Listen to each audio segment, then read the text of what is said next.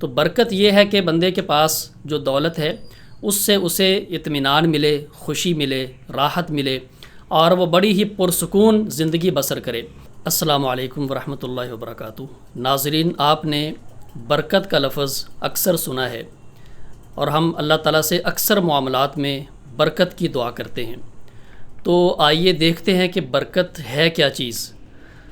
تو برکت کا معنی ہوتا ہے کہ اللہ تعالیٰ کی طرف سے انسان کو جو نعمت ملی ہے وہ اس کے پاس مستقل رہے، اور بندہ اس سے فائدہ اٹھاتا رہے، اور وہ نعمت بڑھتی رہے۔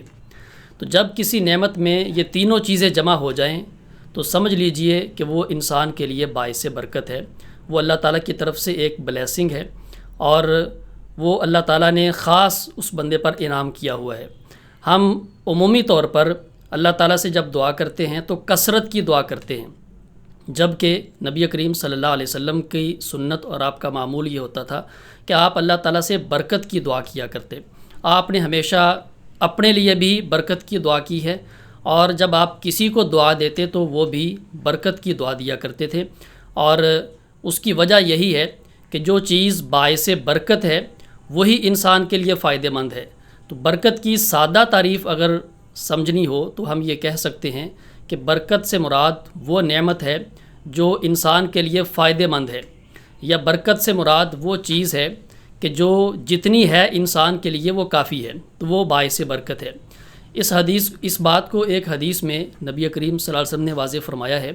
آپ نے فرمایا کہ لیست السنۃ اللہ تمطروا، قحط یہ نہیں ہے کہ تم پر بارش نہ برسے، بلکہ قحط سالی یہ ہے کہ بارش برسے اور خوب برسے لیکن برکت نصیب نہ ہو۔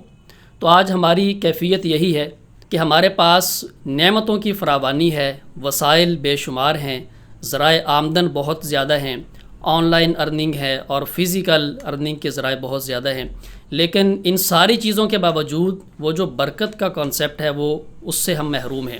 تو برکت یہ ہے کہ بندے کے پاس جو دولت ہے اس سے اسے اطمینان ملے، خوشی ملے، راحت ملے، اور وہ بڑی ہی پرسکون زندگی بسر کرے۔